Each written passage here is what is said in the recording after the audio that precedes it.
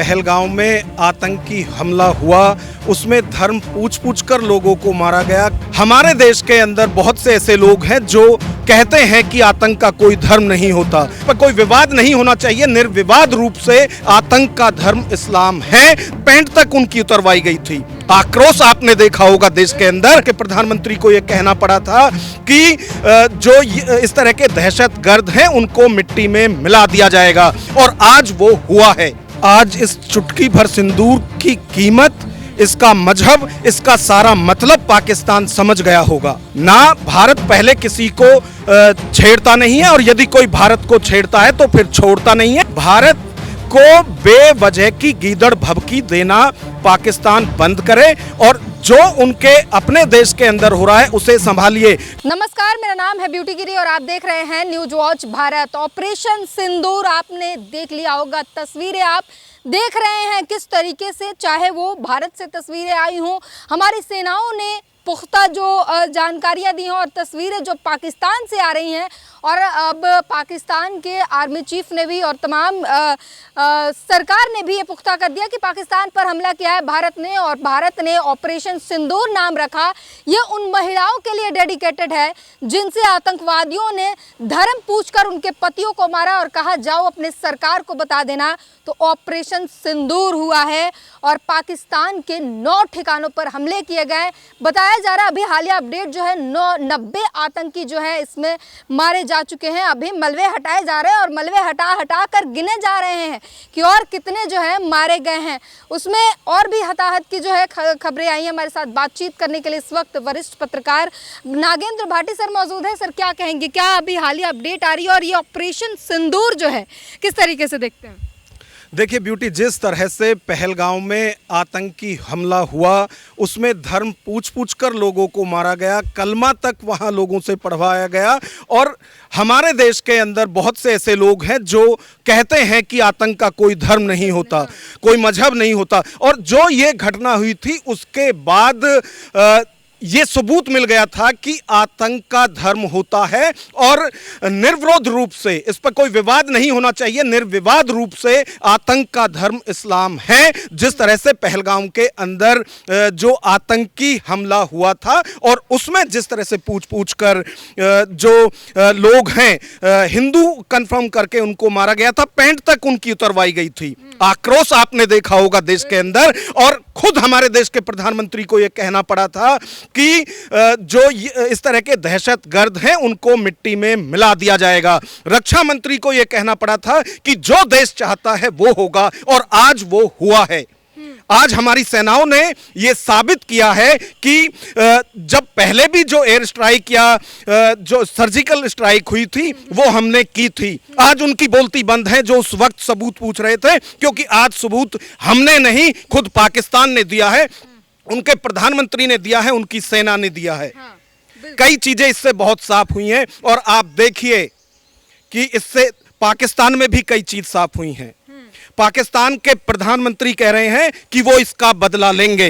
तो जो लोग यहां सबूत पूछते थे उनके लिए तस्दीक है कि हमारी सेना ने शौर्य दिखाकर उनको उनके घर में मारा है। दूसरा ये कि जो पाकिस्तान के प्रधानमंत्री हैं वो अभी भी बचकाना हरकत में है, और जिस तरह से वो कह रहे हैं उनको ये समझ लेना चाहिए कि जब लूज मोशन हो तो शंख बजाने की बात नहीं की जाती। और उनके जो रक्षा मंत्री हैं उन्होंने यहां समझदारी की बात की है। वो जानते हैं कि लूज मोशन है तो शंख नहीं बजाना है। वो कह रहे हैं कि भारत सरकार ऑपरेशन सिंदूर को बंद करे, हम कोई बदला नहीं लेने वाले। बहुत सारी तस्वीरें साफ हुई हैं, और आपको याद होगा हमारे पहले जो सीडीएस थे विपिन रावत, उनकी तरफ से कहा गया था कि जब भी युद्ध होगा वो 2.5 मोर्चे पर होगा। एक मोर्चे पर हमारी अपनी सेना होगी, दूसरे पर एक मोर्चे पर चाइना होगा, दूसरे पर पाकिस्तान, और जो आधा मोर्चा है वो हमारे देश में बैठे हुए गद्दार होंगे। और आपने पहले भी देखा होगा गद्दारों ने सवाल किए थे, और अभी भी देखा होगा पहलगाम के बाद वही गद्दार कह रहे थे कि आतंकियों के पास इतना समय होता है कि वो धर्म पूछकर टारगेट करें। तो बहुत सारी तस्वीरें साफ हुई हैं। यहाँ के जो गद्दार हैं उनकी तरफ से यह भी कहा गया था कि ये तो सिर्फ यहाँ के लोगों ने कराया, यहाँ की सरकार ने कराया। बहुत चीजें साफ हो रही हैं और पाकिस्तान तो समझ चुका है। उनके कई सांसद कह रहे हैं कि वो बाहर विदेशों में चले जाएंगे, कहीं कह रहे हैं कि जो सुंदर लड़कियां हैं उनको अमेरिका भेज दो। बहुत चीजें पाकिस्तान समझ चुका है। हमारे देश में जो बैठे गद्दार हैं उनको समझना चाहिए। और एक चीज और, कल आपने एक वीडियो देखी होगी, पाकिस्तान के मस्जिद से आई है, वहां इमाम उनसे पूछ रहे हैं अपने लोगों से कि यदि भारत पाकिस्तान का युद्ध होता है तो कौन कौन साथ होगा, हाथ उठाइए। सन्नाटा, किसी ने हाथ नहीं उठाया। तो आप देखिए कि जो आक्रोश हमारे अंदर है, अभी भी आप देखिए कि रोंगटे खड़े हो रहे हैं ये देखकर कि किस तरह से पहलगांव में हमारे लोगों को मारा था, हमारी बहन बेटियों के सिंदूर को मिटाया था। एक चीज इसमें, क्योंकि उन्होंने धर्म पूछ के मारा था और सिंदूर हिंदू महिलाओं के लिए एक बहुत महत्वपूर्ण चीज होता है। सुहागन महिलाओं के लिए सिंदूर जो है वो माथे का सुहाग और सुंदरता और महिलाओं के लिए बहुत इंपॉर्टेंट चीज होता है। और इसीलिए कहीं ना कहीं ऑपरेशन सिंदूर उन्हीं महिलाओं के लिए डेडिकेटेड ये नाम भी रखा गया। आज इस चुटकी भर सिंदूर की कीमत, इसका मजहब, इसका सारा मतलब पाकिस्तान समझ गया होगा। जिस तरह से हमारी सेना ने पहले भी उन्हें घर में घुसकर मारा है, आज भी घर में घुसकर मारा है, उन्हें यह समझ लेना चाहिए कि दहशतगर्दी से किसी का भला नहीं होने वाला है। आप आइए आमने सामने। पहले भी हमारे प्रधानमंत्री कह चुके हैं कि यदि आपको लड़ाई लड़नी है गरीबी से लड़िए, यदि आपको लड़ाई लड़नी है तो जो भूखमरी है उससे लड़िए। और देखिए कि भारत के अंदर भारत कहां पहुंचा और पाकिस्तान कहां पर है। तो ये सारी चीजें आज समझ लेनी चाहिए। और जहां तक इंडिविजुअल मैं अपनी बात करूं तो हम नहीं चाहते कि युद्ध हो, क्योंकि युद्ध से किसी का भला नहीं होता। लेकिन यदि आखिरी विकल्प है तो पीछे नहीं हटना चाहिए। बिल्कुल। और अगर युद्ध होता है तो फिर इंटरनेशनल जो है वो क्या रहेगा रुख, क्योंकि अभी हम ट्रंप को सुन रहे हैं और वो कह रहे हैं कि जो पहलगाम में हुआ वो निंदनीय था और हमें भी लग रहा था कि कुछ ना कुछ होगा।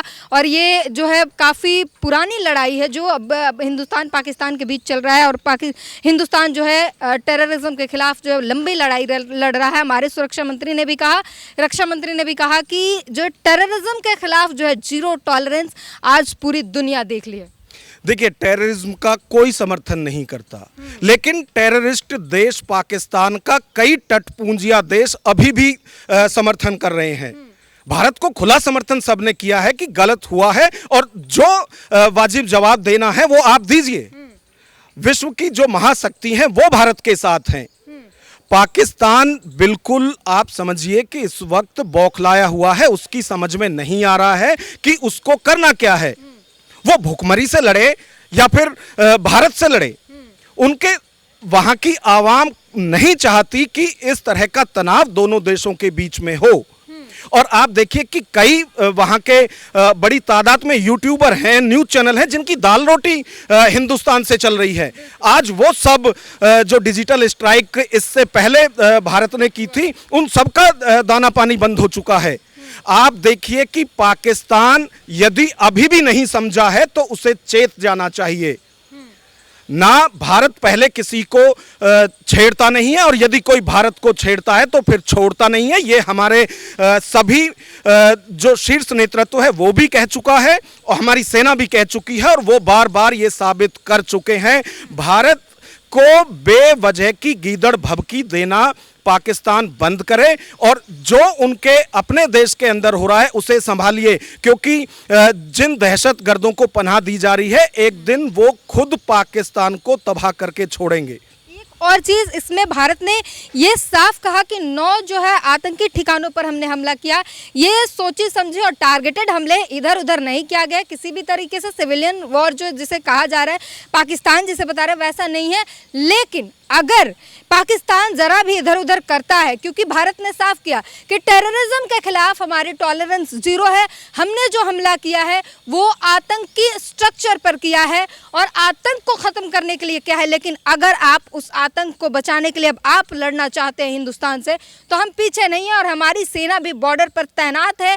और आपकी तरफ से जो छिटफुट हमले हो रहे हैं उसकी जवाब तो हो ही रही है, जवाब दिए ही जाए। देखिए, सर्जिकल स्ट्राइक का मतलब ही ये है कि जो हमारा टारगेट है उसी को उसमें निशाना बनाया जाता है और वही हुआ है।